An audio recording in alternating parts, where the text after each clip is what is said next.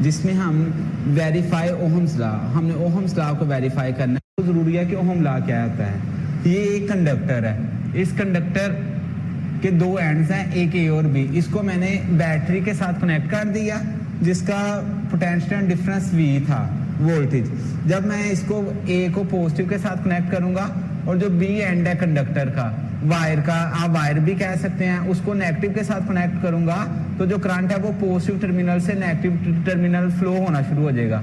अब इस करंट, ये जो वायर है, ये जो कंडक्टर है, इसमें जो करंट I फ्लो कर रहा है ना, वो डायरेक्टली प्रोपोर्शनल होगा पोटेंशियल डिफरेंस के जो हमने इसके अक्रॉस अप्लाई किया है। यानी I डायरेक्टली प्रोपोर्शनल होता है V के। V से क्या हम रहा है पोटेंशियल डिफरेंस जो हमने इसके अक्रॉस अप्लाई किया है। इसको ऐसे भी लिख सकते हैं कि जो V है वो डायरेक्टली प्रोपोर्शनल I के है। प्रोपोर्शनल का साइन खत्म को इक्वल में चेंज करने के लिए हम कोई कांस्टेंट लगाते हैं। यहाँ पर हमने R जो है ना वो प्रोपोर्शनैलिटी कांस्टेंट लगाया जिसको हम रेजिस्टेंस कहते हैं। I इधर मल्टीप्लाई हो रहा है, इधर आके डिवाइड हो जाएगा। तो जो पोटेंशियल डिफरेंस और जो करंट की जो रेशियो है वो हमेशा कांस्टेंट रहेगी और उसको हम रेजिस्टेंस ऑफ कंडक्टर कहेंगे। इस एक्सपेरिमेंट में हम पोटेंशियल डिफरेंस और जो I करंट की जो रेशियो है वो हमेशा कांस्टेंट रहेगी। हम 2 या 3 से ज्यादा रीडिंग लेंगे। अगर पोटेंशियल डिफरेंस और करंट की रेशियो कांस्टेंट रह रही है तो इसका मतलब है ओहम लॉ हमारे पास वेरीफाई हो गया। इस एक्सपेरिमेंट के लिए जो हमें अपरेटस रिक्वायर्ड है उसमें शामिल है वोल्ट मीटर जिसकी मदद से हम पोटेंशियल डिफरेंस मेजर करेंगे, एम मीटर जिसकी मदद से हम करंट को मेजर करेंगे, ये बैटरी है जिसकी वजह से सर्किट में करंट फ्लो करेगा, ये की है, इसको की कहते हैं, ये स्विच का काम करती है, ठीक है। फिर ये है कनेक्टिंग वायर्स हैं, ये भी और ये भी, और रियोस्टैट है फ्रेंड्स। तो हमने देखा कि इस एक्सपेरिमेंट के लिए ऑपरेटर्स क्या क्या चाहिए था। अब हम देखेंगे कि इस ऑपरेटर्स को कैसे हम कनेक्ट करेंगे। तो इस एक्सपेरिमेंट के लिए टोटल 6 कंपोनेंट हमें चाहिए। कंपोनेंट्स क्या होते हैं जो एक सर्किट को कंप्लीट करने के लिए चीजें चाहिए। तो सबसे पहले रियोस्टैट है। रियोस्टैट को हम क्या करेंगे कि इसके 2 टर्मिनल्स होते हैं। इसका जो पॉजिटिव टर्मिनल होगा उसको मैं की के साथ कनेक्ट कर दूंगा। फिर की का जो सेकंड टर्मिनल होगा उसको बैटरी का, ये बैटरी का सिंबल है, बैटरी के नेगेटिव के साथ कनेक्ट करना है। फिर जो बैटरी का पॉजिटिव टर्मिनल है ना उसको हमने एम मीटर के, A stand for M metre, ammeter के साथ पॉजिटिव टर्मिनल के साथ कनेक्ट करना है सीरीज में। और जो एम मीटर का जो नेगेटिव टर्मिनल होगा, जो अननोन वायर होगी ना रेजिस्टेंस, उसके साथ हमने कनेक्ट कर देना है। और उस रेजिस्टेंस को दोबारा हमने रियोस्टैट के साथ कनेक्ट कर देना है। फिर वो जो वायर है जो हमने कनेक्ट की थी जो यूजिंग वो वायर के पैरेलल हम वोल्ट मीटर लगाएंगे। जो वायर है जिसकी रेजिस्टेंस R है वो A और B उसके 2 पॉइंट्स मैंने कंसीडर कर लिए, उनके पैरेलल मैं वोल्ट मीटर लगाऊंगा। इस तरह से लगाना है कि जो बैटरी का जो पॉजिटिव टर्मिनल था ना ये वो वोल्ट मीटर के पॉजिटिव के साथ कनेक्ट हो जाए और जो नेगेटिव टर्मिनल था वो वोल्ट मीटर के नेगेटिव टर्मिनल के साथ कनेक्ट हो जाए और ये पोटेंशियल डिफरेंस A और B के क्रॉस मेजर करेगा।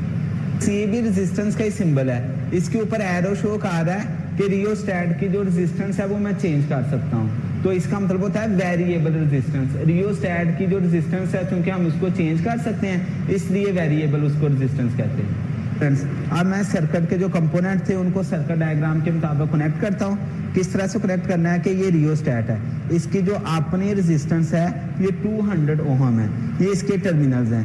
जो पॉजिटिव टर्मिनल है वहां से एक मैंने वायर ली, कनेक्टिंग वायर, और उसको की के साथ कनेक्ट कर दी। ये देख रहे हैं आप, मैंने की के साथ कनेक्ट कर दी। अब जो की का दूसरा टर्मिनल था उसको मैंने क्या किया, बैटरी के नेगेटिव टर्मिनल से कनेक्ट करना था तो उसको मैंने ये ब्लैक वायर के जरिए से बैटरी के नेगेटिव टर्मिनल से कनेक्ट कर दिया। ये देखें आप, बैटरी के नेगेटिव टर्मिनल से कनेक्ट कर दिया।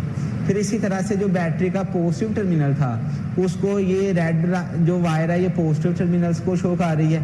ये जो पॉजिटिव टर्मिनल था उसको मैंने M meter, A stand for M meter, इसको मैंने जो है ना वो पॉजिटिव टर्मिनल से कनेक्ट कर दिया। अब आप कहेंगे आपको कैसे पता चला पॉजिटिव टर्मिनल से कनेक्ट किया है। ये बच्चों जो रेड होता है ना, रेड पॉजिटिव को शो करता है और जो ब्लैक होता है वो नेगेटिव को शो करता है। तो अब मैंने एम मीटर के नीचे लिखा हुआ था 3 एम्पेयर, या आप लोग अगर देखें तो ये 3 एम्पेयर लिखा हुआ है। अगर मैंने इसके साथ कनेक्ट किया ना तो इसका मतलब है मैं ऊपर वाला स्केल से रीडिंग मेजर करूंगा इसकी। फिर जो एम मीटर का जो नेगेटिव था उस वहां से को कनेक्ट किया, किसके साथ, नेगेटिव को कनेक्ट कर दिया हम लोगों ने एक नाइक्रोम वायर के साथ। ये नाइक्रोम वायर है, ये देखिए ये जो वायर है जो हमने पढ़ा था ना कि using wire as a conductor, तो वो जो वायर है उसके साथ क्या करना है, एम मीटर के नेगेटिव को कनेक्ट कर देना सीरीज के साथ। फिर उस वायर का जो दूसरा एंड होगा उसको हमने क्या करना है, जो रियोस्टेट का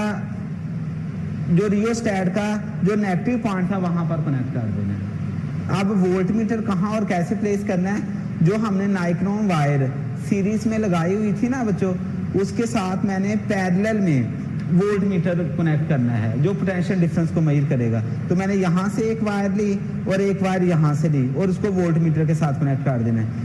किस तरह से कनेक्ट करना है, कनेक्ट करते हुए ख्याल रखना है कि जो बैटरी का पॉजिटिव टर्मिनल था, अब ये वाला जो एंड है ये पॉजिटिव एंड था, इसको मैंने रेड के साथ कनेक्ट कर दिया, पॉजिटिव को पॉजिटिव के साथ कनेक्ट कर दिया। और ये वाला जो एंड है ये बैटरी का नेगेटिव टर्मिनल था, तो इसको मैंने क्या किया, बैटरी के नेगेटिव टर्मिनल से कनेक्ट कर दिया। तो इस तरह से देख रहे हैं आप लोग कि जो वोल्ट मीटर है वो वायर के अक्रॉस पैरेलल मैंने कनेक्ट कर दिया और ये पोटेंशियल डिफरेंस को मेजर करेगा। तो सर्किट कंप्लीट करने के लिए आपने ये जो की थी इसको इंसर्ट कर देना। जब इसको हम इंसर्ट करेंगे तो एम मीटर कुछ रीडिंग शो करेगा, जिस तरह से आप देख रहे हैं कि एम मीटर पर कुछ रीडिंग आई है। ये करंट की वैल्यू है, इसको हम नोट कर लेंगे कि जोन सी वैल्यू होगी। और इसी तरह से वोल्ट मीटर पर रीडिंग भी हम नोट कर लेंगे, तो वो जो करंट और वी की रीडिंग है वो हम अपने टेबल में दर्ज कर लेंगे। फिर मैं क्या करूंगा, वी को आई पर डिवाइड करूंगा तो रेजिस्टेंस आ जाएगी। तो जब मैंने की क्लोज की मतलब सर्किट कंप्लीट किया और जो है ना वोल्ट मीटर पर जो रीडिंग आई पोटेंशियल डिफरेंस की वो 5 वोल्ट आई। ये जो 5 वोल्ट आई ये पोटेंशियल डिफरेंस की वैल्यू है, इसको हम मेजर कर लेंगे। अब हम देखेंगे कि एम मीटर पर क्या रीडिंग आती है। जी स्टूडेंट्स, तो मैंने कहा था कि एम मीटर पर रीडिंग देखते हैं। तो जो एम मीटर पर रीडिंग आई है वो आई है, ये देखें ये 0.4 नीचे वाला स्केल पढ़ना है। क्यों नीचे वाला स्केल पढ़ना है, क्योंकि जो मैंने कनेक्ट किया है पॉजिटिव टर्मिनल वो 0, ये देखें एक 3 एम्पेयर लिखा हुआ है और एक 0.6 लिखा हुआ है। चूंकि मैंने 0.6 वाले के साथ कनेक्ट किया तो इसलिए हम नीचे वाला स्केल पढ़ेंगे। अब नीचे वाले स्केल में ये जो हर एक डिवीजन है ना वो 0.02 के इक्वल है, क्योंकि इन दोनों का डिफरेंस 0.02 है। अगर उसको 10 पर डिवाइड करें तो 0.02 आ जाएगा। तो अब ये जो रीडिंग थी ये देखें 0.4 से एक लाइन आगे है तो मतलब 0.42 रीडिंग है। तो वोल्ट मीटर पर जो रीडिंग आई वो 5 वोल्ट आई और एम मीटर पर जो रीडिंग आई वो 0.42 आई। अब मैंने क्या करना है कि जो रियोस्टेट है उस पर उसकी रेजिस्टेंस चेंज करनी है।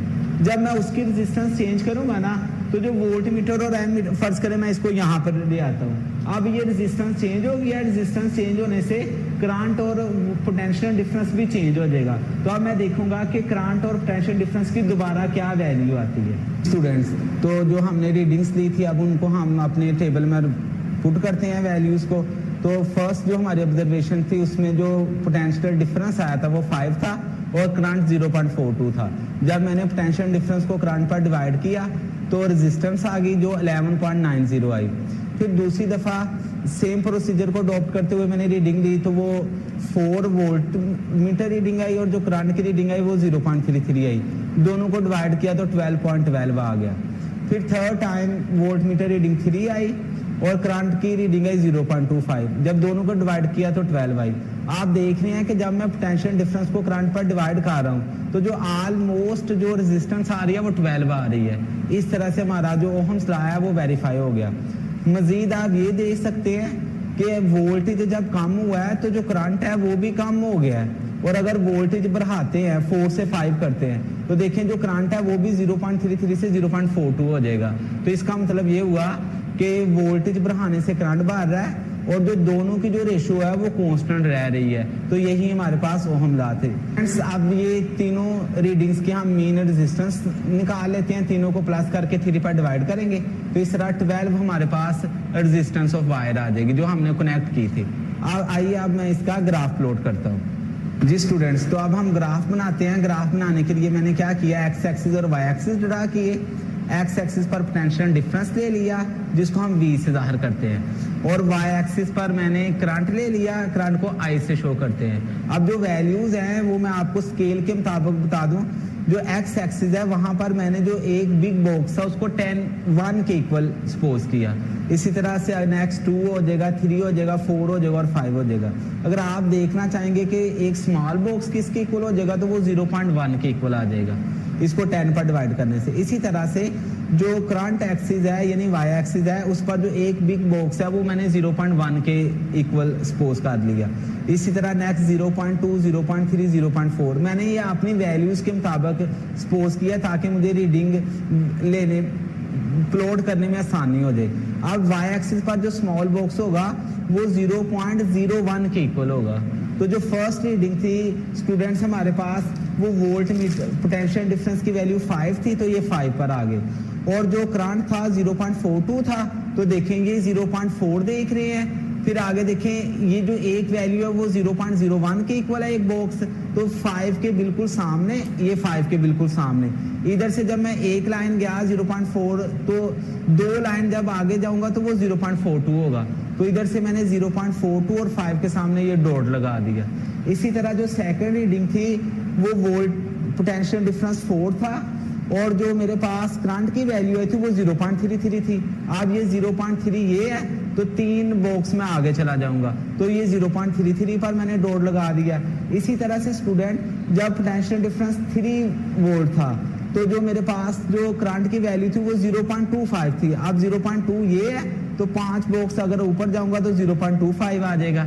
इसी तरह से मैंने जो है ना वो पोटेंशियल एक और रीडिंग ली जिसमें पोटेंशियल डिफरेंस 1 था, तो ये 1 आ गया। और इस टाइम जो करंट की रीडिंग आई वो 0.08 आई थी, तो मैंने ये पॉइंट लगा दिया। इन सब पॉइंट्स को आपस में मिला दिया with the help of scale, तो आप देख रहे हैं एक स्ट्रेट लाइन आ रही है। ये शो करती है कि जो पोटेंशियल डिफरेंस और करंट में डायरेक्टली प्रोपोर्शनल है, यानी अगर पोटेंशियल डिफरेंस बढ़ेगा तो करंट बढ़ेगा, पोटेंशियल डिफरेंस कम होगा तो करंट कम होगा। तो ओहम लॉ भी यही था कि जो पोटेंशियल डिफरेंस होता है वो करंट के डायरेक्टली प्रोपोर्शनल होता है, और ये स्ट्रेट लाइन इस चीज का प्रूव है कि दोनों डायरेक्टली प्रोपोर्शनल है। स्टूडेंट हमारा एक्सपेरिमेंट कंप्लीट हो गया है, अब आप लोगों ने इसको अपनी लैब में परफॉर्म करना है।